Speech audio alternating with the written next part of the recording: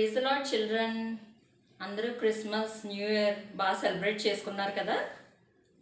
దేవుడు last year అంతా మనల్ని ఎంతగానో కాచి కాపాడి న్యూ ఇయర్లో ఎంటర్ చేశారు కదా. అందుకు దేవునికి మనం స్తుతి చెల్లించాలి కదా. సరే, ఒక చిన్న ప్రార్థన చేసుకుని మనం దేవుని స్తుతిద్దామా? సరే, అందరూ కళ్ళు మూసుకొని ప్రార్థనలో ఏకీభవించండి.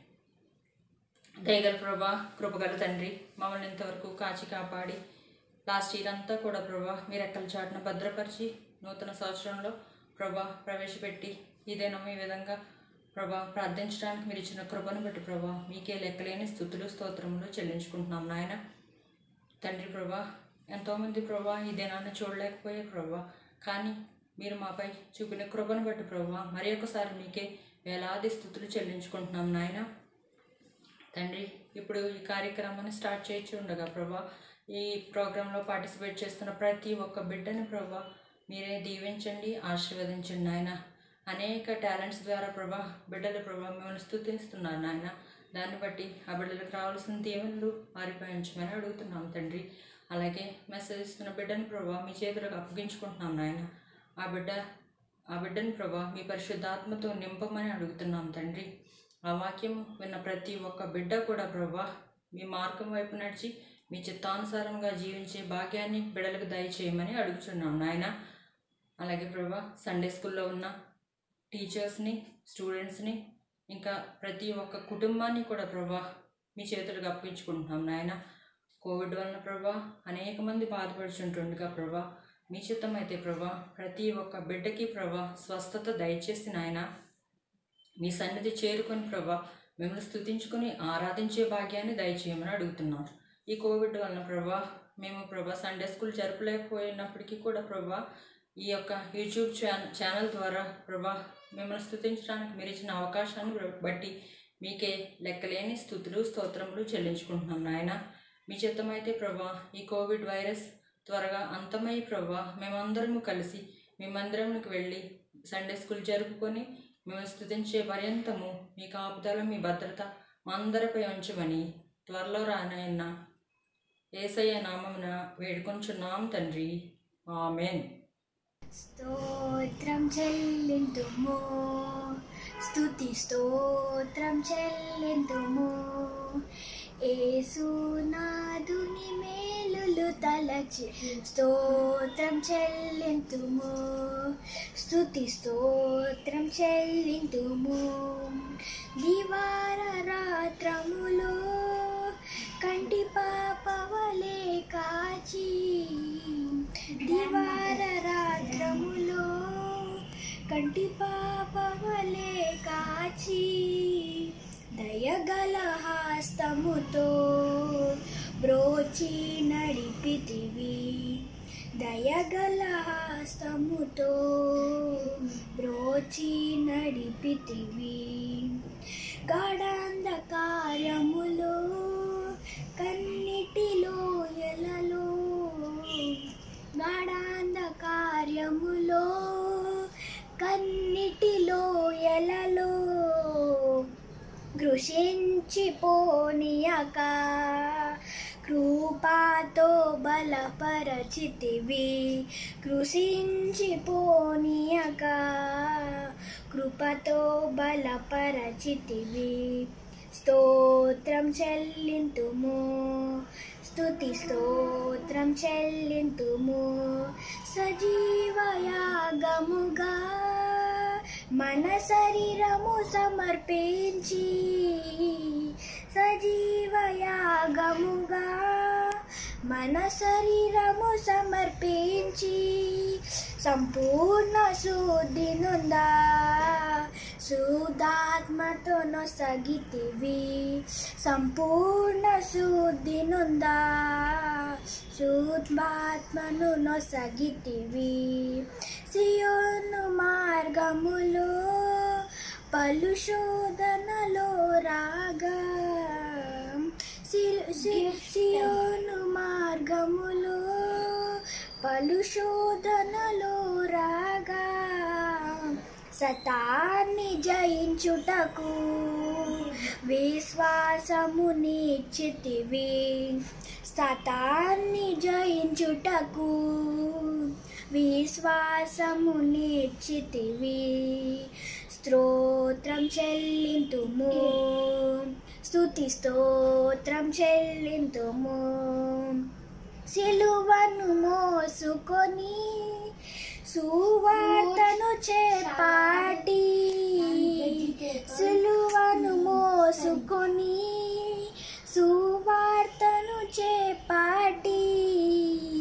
యేసుని వెంబడింప ఎంత భాగ్యము నిచ్చితివి. యేసుని వెంబడింప ఎంత భాగ్యము నిచ్చితివి. పాడెద హల్లెలూయా, మరణాంత హల్లెలూయా.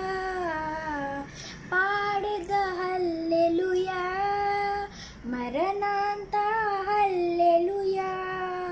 సదా పాడెద హల్లెలూయా, ప్రభు యేసుకు హల్లెలూయా.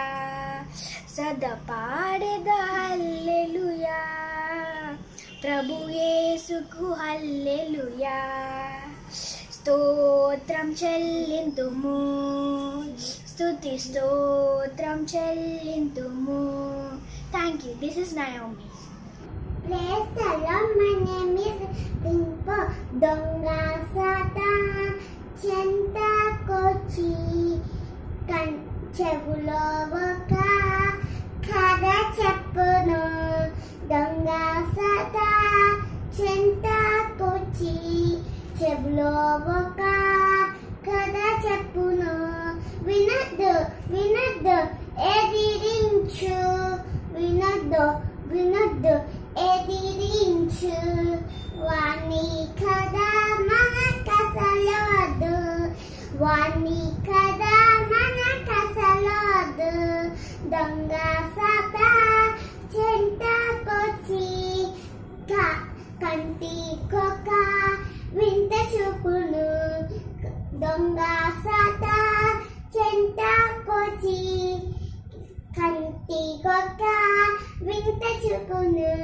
చూడద్దు చూడద్దు ఎదిరించు, చూడద్దు చూడద్దు ఎదిరించు. వాణి వింత మన కసలొద్దు, వాణి వింత మన కసలొద్దు. దొంగ సదా చెంతకొచ్చి కాలికొక వల వేయును. దొంగ సదా చెంతకొచ్చి కాలికొక వల వేయును. వెళ్ళొద్దు వెళ్ళొద్దు ఎదిరించు, వెళ్ళొద్దు వెళ్ళొద్దు ఎదిరించు. వాణి వాణి మార్గమన కసలొద్దు, వాణి మార్గమన కసలొద్దు. Thank you. Praise Lord. ఆ దేశంలో కొందరు గొర్రెల కాపల మందను రాత్రి వేళ పొలం నుండి కాచుచుండగా ప్రభు దూత వెంటకొచ్చి నిలిచెను. ప్రభు మహిమ నా చుట్టూ ప్రకాశించినను మిక్కిలి భయపడి ఆ దూత భయపడుకుని ఇదిగో ప్రజలందరికీ కలగబో మహాకరమైన సంతోషకరమైన సువర్తమానం నేను మీకు తెలియజేసాను. దావీదు పట్టణమందు మీరు రక్షకు మీరు కొరకు పుట్టి ఉన్నారు. ఆయన మీ ప్రభు అయిన క్రీస్తు. అదే మీ కాని వాళ్ళు ఒక శిష్యువు పొద్దు కుదెలతో చుట్టబడి కుతొట్టెలో పడుకుందంత మీ చూచరాన్ని వాడితో చెప్పాను. వెంటనే పన్ను ఒక సన్నం పడుతుంది. సన్నులోని దేవునికి మహిమ కలుగునుగాక.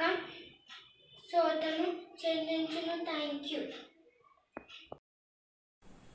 Hi friends, praise the Lord. Today's topic is about Daniel. Daniel is one of those greatest characters from the Old Testament. He stands as a great example for faith and strong character. Even in the face of death, he trusted God and refused to worship other gods. Some people in Babylon wanted to kill Daniel. When Daniel disobeyed the law, the men threw him into a lion's den. God sent an angel to protect Daniel from the lions. Are you ready for a quiz? let's start.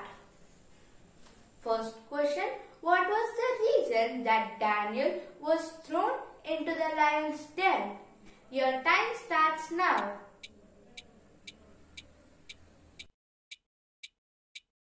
Answer, for only praying to God. Second question, which king ordered to throw Daniel into the lion's den? Your time starts now.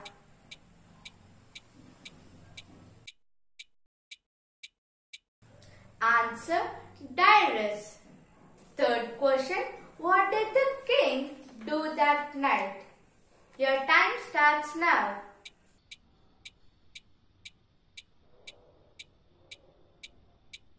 Answer, he fasted. Fourth question, who shut the mouth of the lions? Your time starts now.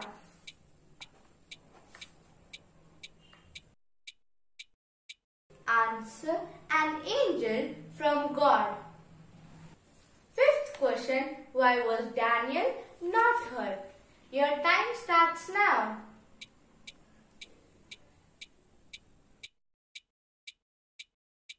Answer, Daniel trusted in God. Friends, here Daniel receives his power by praying to God. Praying means talking to God. The lesson we learn from this story is, do not be afraid, for I am with you. Isaiah 41st chapter, 10th verse. Bye friends, see you next week. Hello, my name is Christian. Hello, my name is Dr.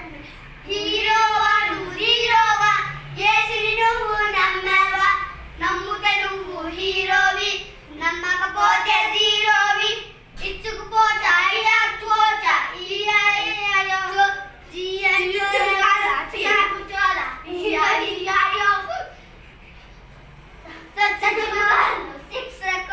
Hero మాత్రం కాదు కంప్యూటర్లో robot నడిపిన hero మాత్రం కాదు చుక్కుపోచా చియాకుపోచా ఇయ్యో చుక్కుచోలే చియాకుపోలే ఇయ్యో యోసేపు వలే నోనవలే కాదు దేవుడితో ఆశీర్వాదం తీసుకోవలే కాదు చుక్కుచోలో చియాకుచోలో ఇయ్యో. Thank you. Welcome back everyone. My name is Veronica from Lucky Couple Lutheran Church Sunday School.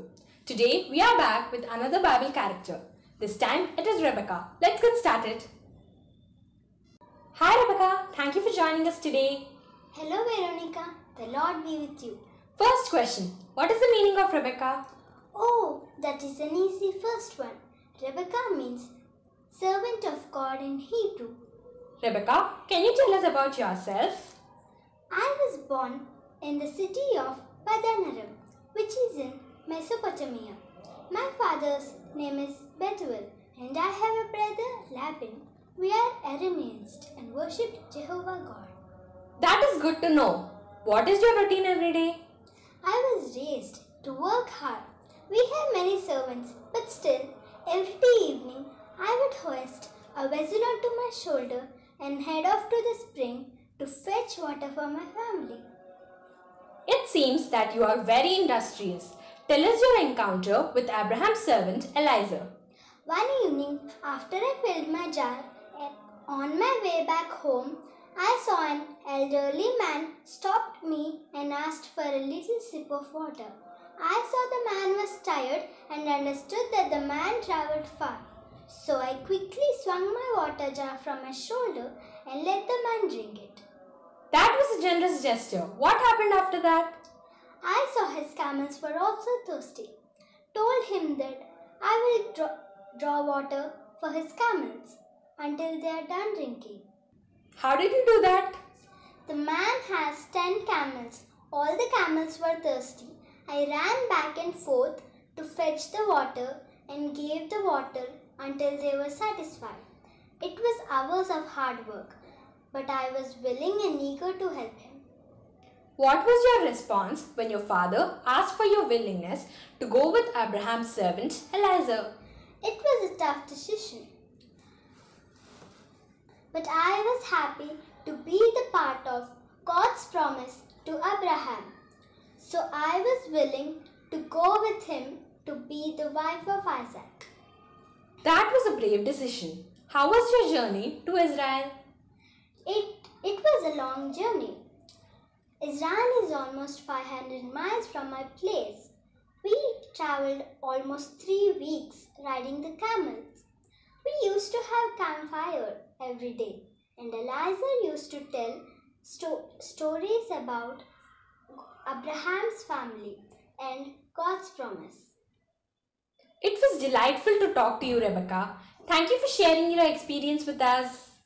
Thank you. So everyone, till the next video, goodbye and thank you.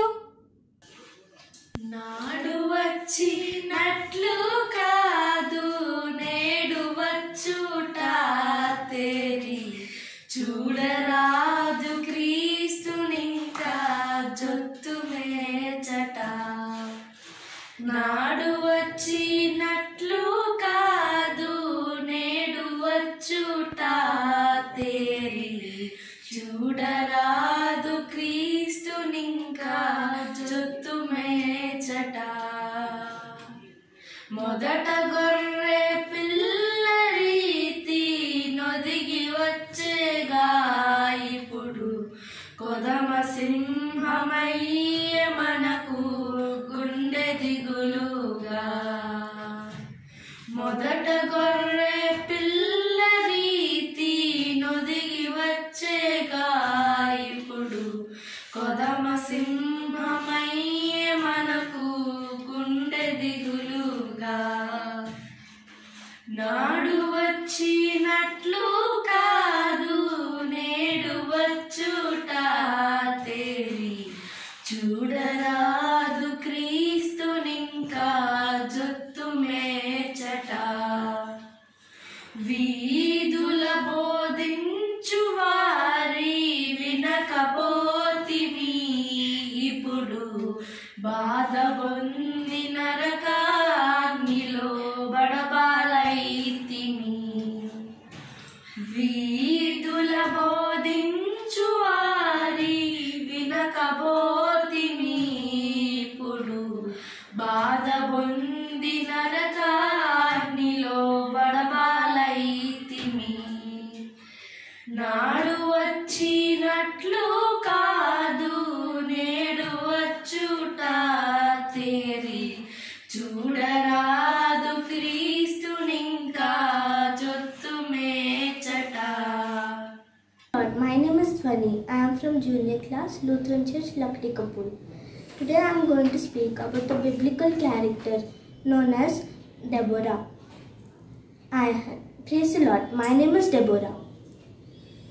I am the prophetess of the God of the Israelites, and the 4th judge of the pre-Mosaic Israel, and the only female judge mentioned in Bible, and the wife of Lapidoth. I was the one who told Barak that God commanded him to take lead in an attack against the king of Canaan known as Jabin and his military commander known as Sisera. I am the one who is the successor of Gideon and the predecessor of Shamgar. I gave my judgments beneath the date palm tree in Roma, which is in Benjer, and Bethel, which is in Ephraim. I am the one who inspired the Israelites to their mighty victory against the Canaanites. I am the one who wrote the Song of Deborah, which was composed by me, and which is the oldest section of the Bible. My other name is also known as Dwara, and my real name, which people call me nowadays, is known as Deborah. I am also the female military leader. At last, I want to end that I hope that there will be many Deborahs in my Sunday school. Thank you.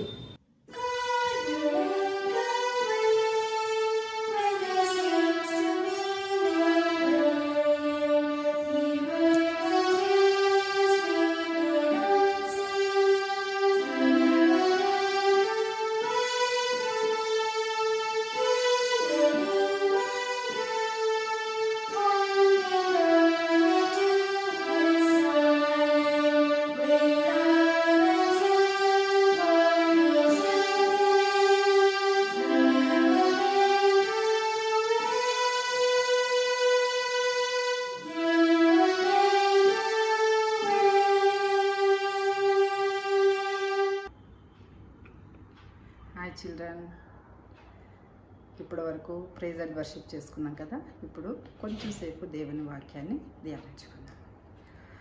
2 Kings 5th chapter 1 నుంచి చదువుకుందాం. Syria రాజు సైన్యాధిపతి అయిన నయమాను అన్నప్పుడు ఉండెను. అతని చేత యెహోవాయే Syria దేశమునకు జయము కలుగు చేసి ఉండెను గనుక అతడు తన యజమానుని దృష్టికి గనుడై దయ పొందిన వాడాయను. అతడు మహాపరాక్రమశాలి అయి ఉండేను కానీ అతడు కుష్ఠరోగి. నాయన, ఇక్కడ మరి మనము నయమాను గురించి తెలుసుకుంటున్నాం కదా. నయమాను కంట దేవుని దయ ఉంది. సిరియా దేశమునకు సైన్యాధిపతి దేవుడే నయమానికి దయ కలుగు చేశాడు కనుక అతను ఎక్కడ యుద్ధానికి వెళ్ళినప్పటికీ అక్కడ విజయాన్ని పొందుకొని వచ్చేవాడు. దానివల్ల సిరియా దేశపు రాజు దృష్టిలో నయమాను చాలా ఘనుడుగా ఎంచబడ్డాడు, గౌరవించబడ్డాడు. మరి అలాగనే ఆ దేశ ప్రజలందరికీ కూడా మంచివాడిగా ఉన్నాడు, చాలా గొప్ప గౌరవాన్ని పొంది ఉన్నాడు. కానీ ఎన్ని ఉన్నప్పటికీ అతనికి ఒకటి కొదువుగా ఉంది. అది ఏంటంటే కుష్ఠరోగం అనే వ్యాధితో బాధపడుతున్నాడు. కానీ వీళ్ళు సిరియా దేశంలో నివసిస్తున్నారు. అయితే దానికి ఇశ్రాయేలు దేశంలో మరి దేవుని ప్రజలు దేవుని మాట విననందుకు దేవుడు వాళ్ళకి యెహోవా దేవుడు పనిష్మెంట్ ఇచ్చారు. ఎలాగంటే అన్యరాజులైన వారికి వాళ్ళని యుద్ధంకు వెళ్ళినప్పుడు ఇశ్రాయేలీలు ఓడిపోయేవారు. అన్యరాజులంటే దేవుని ఎరుగనివారు. అలాగొకసారి సిరియా నుండి మరి నయమాను వాళ్ళ యొక్క సైన్యం అంతా కలిసి యెరూషలేము దేశానికి వెళ్ళి అక్కడ ఉన్న వారందరినీ స్లేవ్స్గా తీసుకొచ్చారు. వారు తీసుకొచ్చినప్పుడు వారితో పాటు కూడా ఒక చిన్న పాపని వాళ్ళు తీసుకొచ్చినప్పుడు నయమాను ఏమన్నాడంటే, మా వైఫ్కి హెల్ప్ చేస్తుంది కాబట్టి ఈ అమ్మాయిని మా ఇంటికి పంపించండి అన్నాడు. సో అమ్మాయి పేరు బైబిల్లో రాసలేదు, కానీ చిన్నది అని రాసి ఉంది. ఆ యొక్క చిన్నది నయమాను ఇంటికి వెళ్ళినప్పుడు వాళ్ళ వైఫ్తో దేవుని మాటలు మాట్లాడుతూ ఉండేది. వారి ఇంట్లో ఉన్నటువంటి విషయాలన్నీ గ్రహించింది. అయితే ఆ యొక్క చిన్నది ఏ దేశం నుంచి వెళ్ళింది? ఇశ్రాయేలు దేశం నుంచి వెళ్ళింది కదా. ఇశ్రాయేలు దేశంలో మరి ఎవరున్నారు? ఇశ్రాయేల్ దేశంలో మరి ఎలీషా అనే ఒక ప్రవక్త ఉన్నారు. ఆ ఎలీషా అనే ప్రవక్త మోయాబీలపై ఇశ్రాయేలులకు విజయం ఇవ్వడము, మరి ఒక పాస్టర్ గారి ఇంట్లో మరి చాలా ఫైనాన్షియల్ ప్రాబ్లమ్స్ ఉన్నప్పుడు ఆ యొక్క నూనె తీసుకొచ్చి అది అమ్మబడినప్పుడు వారు మరలా సేవ్ అవ్వడము, మరలా ఘనురాలైన షునేమీరాల ఇంటిరాల్లో చనిపోయినటువంటి కుమారుడు తిరిగి బ్రతకడము, ఇవన్నీ తను అక్కడ ఇశ్రాయేల్ దేశంలో ఉన్నప్పుడు చూచింది. ఎందుకంటే ఆ చిన్నది దేవుని బిడ్డ. మరి నయమాన్ ఇంట్లో ఉన్నప్పుడు వాళ్ళ వైఫ్ తోటి ఎప్పుడు చెప్తూ ఉండేదన్నమాట, మా దేశంలో ఒక ప్రవక్త ఉన్నాడు, మా దేశానికి వెళ్ళండి, మరి నయమానికి స్వస్థత వస్తుందని ఎప్పుడూ చెబుతూ ఉండేది. మరి ఆమె చెప్తా ఉండగా కొన్ని రోజులకు మరి నయమాను భార్య నయమాను చెప్పింది. నయమాను వెళ్ళి సిరియా రాజు చెప్పినప్పుడు సిరియా రాజు మరి నయమాను ఇశ్రాయేలు దేశం వెళ్ళడానికి పర్మిషన్ ఇచ్చాడు.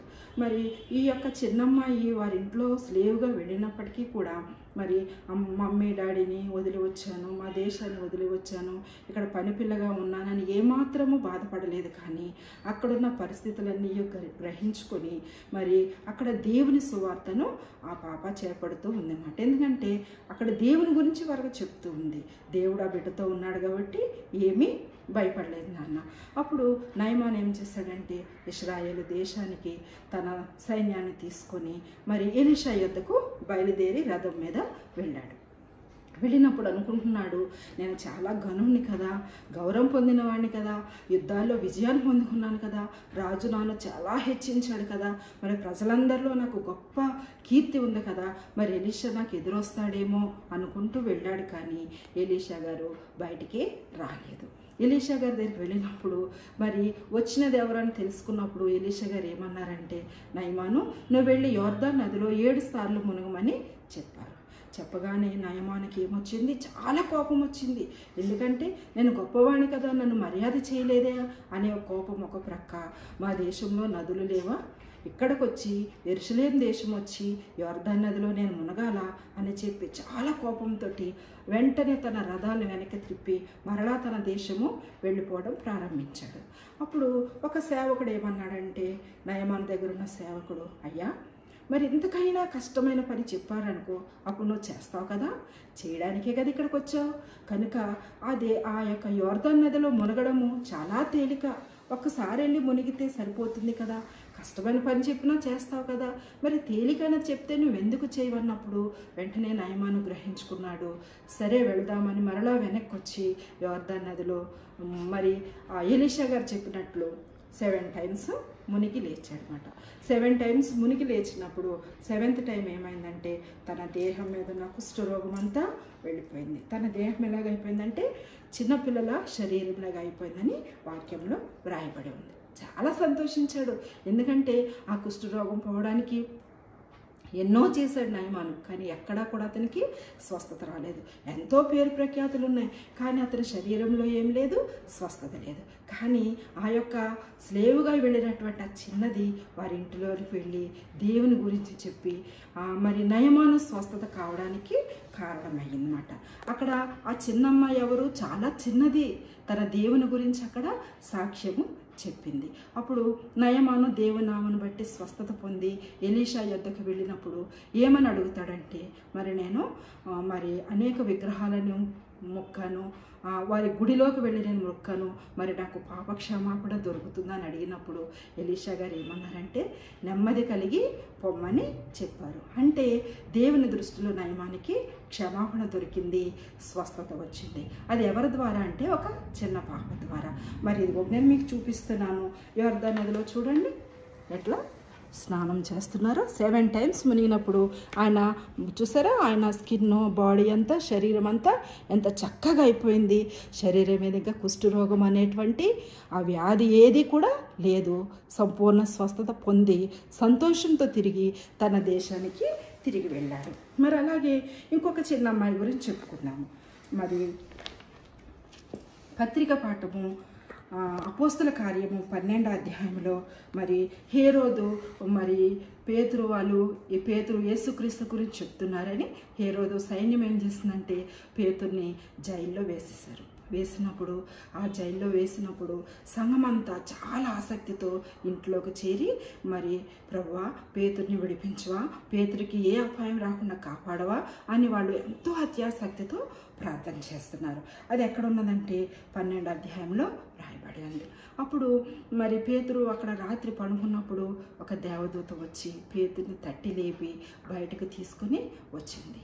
మరి పేతురు అనుకుంటున్నాడు నాకు కల వస్తుందని అనుకుంటున్నాడు, కానీ తను ఒక స్ట్రీట్లోకి తీసుకొచ్చి వదిలివేసి వెళ్ళిపోయినప్పుడు అది తనకి నిజంగా జరిగిందని సంతోషించి మరి యోహాను వాళ్ళ ఇంటికి వెళ్ళి తలుపు కొట్టినప్పుడు మరియ ఇంటికి వెళ్ళి అక్కడ ఒక చిన్నది ఆ ప్రార్థనలో ఒక అమ్మాయి ఉంది. అమ్మాయి పేరు రోదే. ఆమె ఏం చేసింది, పేతురు తలుపు కొడుతుంటే విని వెంటనే డోర్ దగ్గరకు వచ్చి ఎవరు పిలుస్తున్నారని ఆలకించినప్పుడు పేతురు స్వరము. ఎంతో సంతోషపడిపోయింది.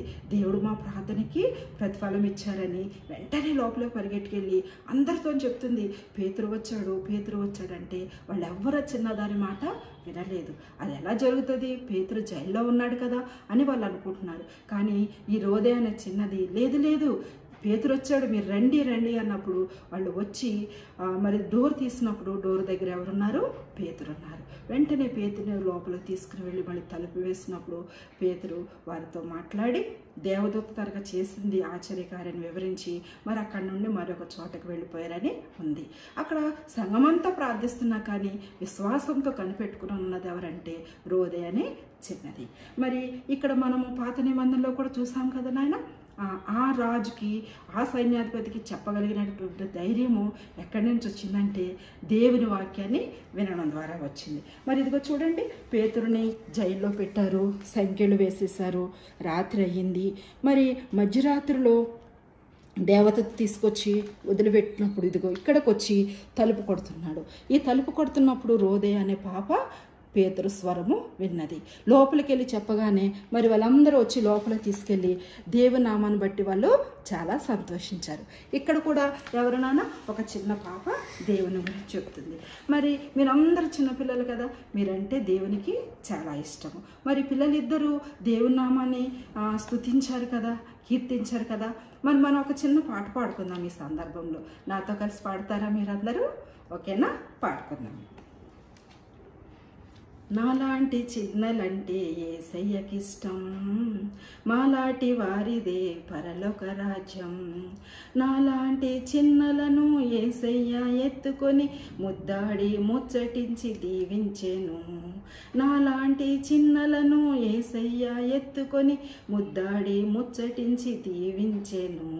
నాన్న, మీరందరూ దేవుని స్తుతిస్తున్నారు. మీరందరూ అంటే దేవునికి చాలా ఇష్టము. ఎందుకంటే మీరు చిన్న చిన్న చేతులతో, చిన్న చిన్న స్వరముతో దేవుని మహిమపరుస్తున్నారు. మీ చిన్న బిడ్డలకే దేవుని రాజ్యంలో ఫస్ట్ స్థానం ఉంది. ఎందుకంటే యేసుక్రీస్తు ప్రభు చెప్తున్నారు కదా, చిన్న బిడ్డల నోట స్తోత్రమును సిద్ధింపచేసి తిని అని. కాబట్టి మీలాగా మనసు కలిగి ఎవరైతే ఉంటారో వారందరికీ పరలోక రాజ్యం అని చెప్తున్నారు నాయన. మీ చిన్న చేతులతో మీరు దేవుని స్తుతిస్తున్నారు కదా, దేవునికి మహిమ కలిగినట్లు ఈ ఇయర్ అంతా మీకు చేతనైనంత వరకు దేవుని గురించి చెప్పండి. మీరు చేస్తున్న యాక్టివిటీస్ ఎంతో ఎంతో మహిమ, ఎంతో సంతోషం కలిగిస్తున్నాయి, దేవుని మహిమపరుస్తున్నాయి. వాటిని చూసి ఎందరో నేర్చుకుంటున్నారు. దేవుడు మీకు ఇచ్చిన తలాంతులను బట్టి దేవునికి వందనాలు చెల్లిస్తున్నా. మీరు చేసే ప్రతి పని కూడా దేవునికి ఎంతో ప్రియమైనవి. మరి ఈరోజు మెమరీ వర్స్ నేర్చుకున్నాము. అందరూ బైబిల్స్ ఓపెన్ చేయండి ఆయన. సామ్స్ 117, 1-2 చాప్టర్స్ చదువుకుందాం. తీసారా? ఓకే.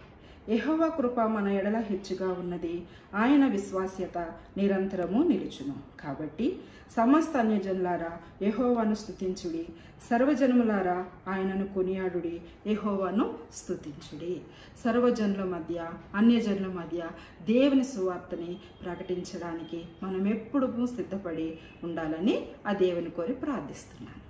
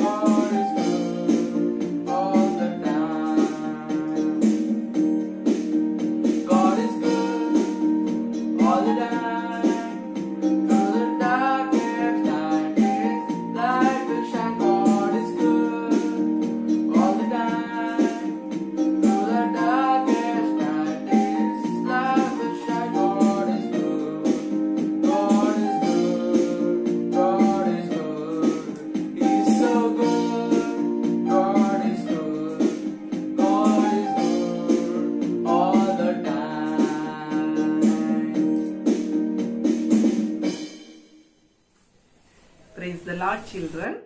నాన్న వాక్యం విన్నారు కదా, అక్క చెప్పింది. మరి క్లోజింగ్ ప్రేయర్ చేసుకుందాం. All of you Neel down, bow your heads, close your eyes. దయగల కృపగల ప్రేమగల మా తండ్రి, నా దేవా, మరి ఒక నూతన సంవత్సరంలో ఈ యొక్క పరిశుద్ధ దినంన ఈ రీతిగా మీ పాదాల చెంత చేరి మిమ్మల్ని ప్రార్థించుకొనుటకు ఇచ్చిన గొప్ప తరుణం బట్టి మీకే వందనాలు, స్తుతులు, స్తోత్రాలు నాయన. ప్రభువా, విన్న వాక్యాన్ని బట్టి మీకు వందనాలు చెల్లించుకుంటున్నాం తండ్రి. నాయన, ప్రతి హృదయపు తలుపులు తెరిచి నాయన ఆ వాక్యం అనే విత్తనము వారి హృదయంలో నాటబడి నాయన ఫలించి అభివృద్ధి పొంది సాక్షి బిడ్డలుగా వాడబడుటకు నీ సహాయం దయచేయమని ప్రార్థిస్తున్నాం తండ్రి. ప్రతి బిడ్డ తండ్రి నీ యొక్క నాయన ప్రేమలో విత్తబడుటకు సహాయం దయచేయండి. మీ కృపలో భద్రపరచుటకు సహాయం దయచేయండి. మీ పరిశుద్ధాత్మ కుమ్మరింపు ప్రతి బిడ్డపై కుమ్మరించమని అడుగుచున్నాము నాయన. తండ్రి, మా అందరికీ నీ క్షేమాన్ని దయచేశారు. మీకు వందనాలు, స్తుతులు, స్తోత్రాలు నాయన. తండ్రి, ప్రతి టీచర్ని బట్టి వారి కుటుంబాలు బట్టి నీకు వందనాలు ప్రభువా. ఆత్మీయ సిద్ధపాటుతో వచ్చిన టీచర్ని బట్టి నీకు స్తోత్రాలు చెల్లించుకుంటున్నాం నాయన. ప్రభువా, మేమందరము తండ్రి నీ కొరకు, నీ సేవ కొరకు జీవించు వారంగా నీ పనిముట్లుగా వాడబట్టకు మీ కృపను అనుగ్రహించినందుకు మరి ఒకసారి మీకు వందనాలు చెల్లించుకుంటున్నాం తండ్రి. ప్రభువా, మరి ముఖ్యంగా మా పరిశుద్ధ ఆలయాల కొరకు, సంఘ కాపర్ల కొరకు, సంఘ పెద్దల కొరకు, స్త్రీల సమాజం కొరకు, యూత్ బిడ్డల కొరకు, మా సండే స్కూల్ బిడ్డలందరి కొరకు ప్రార్థిస్తున్నాము నాయన. మీ పాదాల చెంత మా అందరి హృదయాలు సమర్పించుకుంటున్నాము తండ్రి. ప్రభువా, మరి ముఖ్యంగా తండ్రి అనారోగ్యంతో, అస్వస్థతతోటి బాధపడుచున్న బిడ్డల కొరకు ప్రార్థిస్తున్నాం నాయన. ప్రతి బిడ్డని నాయన గాయపడిన హస్తంతో ముట్టి స్వస్థపరచండి నాయన. స్తోత్రం నాయన. అదేవిధంగా ఎంతోమంది నాయన నీ సహాయం కొరకు వేచి ఉన్నారు ప్రభువా. వారందరి కొరకు ప్రార్థన చేయుచున్నాం నాయన. మరి ముఖ్యంగా తండ్రి నాయన ఈ దినము చూడలేక దుఃఖంలో ఉన్న బిడ్డల కొరకు ప్రార్థిస్తున్నాం నాయన. జ్ఞాపకం చేసుకునండి ప్రభువా. ఓదార్పును, సహాయమును, ఆదరణ అనుగ్రహించమని ప్రార్థిస్తున్నాము తండ్రి. ప్రభువా, మరి ముఖ్యంగా నాయన మా సండే స్కూల్ యూట్యూబ్ని బట్టి, ఛానల్ బట్టి నీకు వందనాలు చెల్లించుకుంటున్నాం తండ్రి. దానికి సహాయ సహకారాలు అందిస్తున్న కుటుంబాలు బట్టి నీకు వందనాలు ప్రభువా. ఆ కుటుంబాలని దీవించి ఆశీర్వదించండి. మీ పరిశుద్ధాత్మ నడిపింపు దయచేయండి తండ్రి. మా నాయన మా దేశ పరిపాలన నాయకుల కొరకు ప్రార్థిస్తున్నాం తండ్రి. మీ జ్ఞానంతో నింపి నడిపించండి నాయన. మీ క్షేమాన్ని దయచేయమని మా సండే స్కూల్ని, మా హృదయాల్ని మరి ఒకసారి నీ పాదాల చెంత సమర్పించుకుంటూ మీరే మహిమ, ఘనత, ప్రభావాలు పొందమని యేసయ్య నామమున ప్రార్థించి వేడుకొంచున్నాం పరమ తండ్రి. ఆమేన్. Hi children. నాన్న, మరి నెక్స్ట్ సండే మనందరం మళ్ళా కలుసుకుందాం. ఓకే.